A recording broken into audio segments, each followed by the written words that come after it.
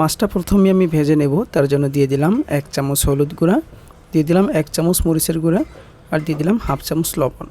এখন ভালো করে মেখে নেব।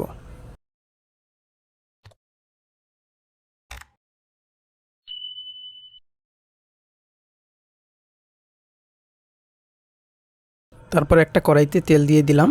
তেলটা যখন গরম হয়ে আসবে তখন সামান্য একটু নুন দিয়ে দিলাম, তাহলে মাছটা আর লেগে যাবে না। তারপর মাছগুলো দিয়ে দিব।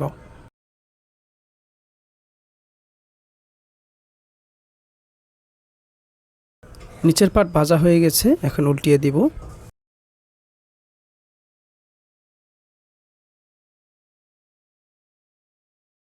তো বন্ধুরা, আমার মাছ ভাজা হয়ে গেছে, এখন আমি এটা নামিয়ে নেব।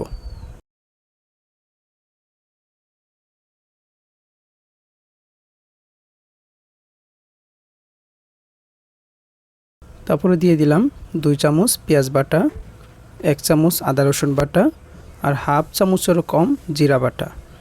এখন এই মশলাগুলোকে 2 মিনিটের মতো আমি ভেজে নেব। তারপরে এখানে দিয়ে দিলাম আমি 1.5 চামচের মতো কাঁচামরিচ বাটা। কোনো লাউ তরকারিতে বা কুমড়া তরকারিতে কাঁচামরিচ বাটা দিলে তরকারির গ্রানটা অনেক সুন্দর আসে, তো ভালো লাগে। এখন সামান্য একটু পানি দিয়ে দিলাম। তারপরে দিয়ে দিলাম 1 চামচ হলুদ গুঁড়া আর হাফ চামচ মরিচের গুঁড়া, 1 চামচ ধনিয়া গুঁড়া আর স্বাদ মতো লবণ দিয়ে এখন মশলাটাকে খুবই ভালো করে কষিয়ে নেব।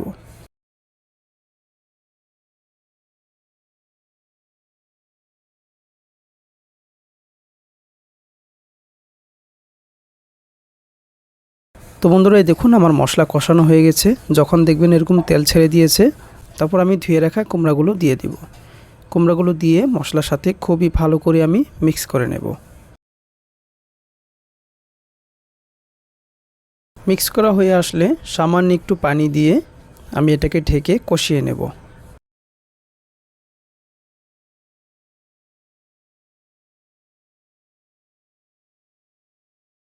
দেখুন বন্ধুরা, কষানো হয়ে গেছে।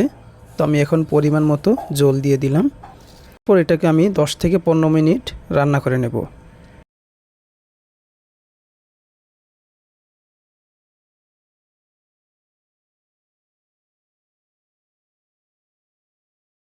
নামানোর 5 মিনিট আগে আমি মাছগুলো দিয়ে দিলাম। তারপর আর সাথে 2টা কাঁচামরিচ দিয়ে দিলাম, সুন্দর একটা গ্রান আসবে। তো এই দেখুন বন্ধুরা, আমার রান্না কিন্তু হয়ে গেছে। তো এখন আমি নামিয়ে নেব। তো বন্ধুরা, ভিডিওটি কেমন লাগলো অবশ্যই কমেন্ট করে জানাবেন। যদি ভালো লাগে তাহলে আমার এই ছোট্ট চ্যানেলটিকে সাবস্ক্রাইব করে দিয়েন, তাহলে নিত্য নতুন ভিডিওগুলো সবার আগে আপনি পেয়ে যাবেন।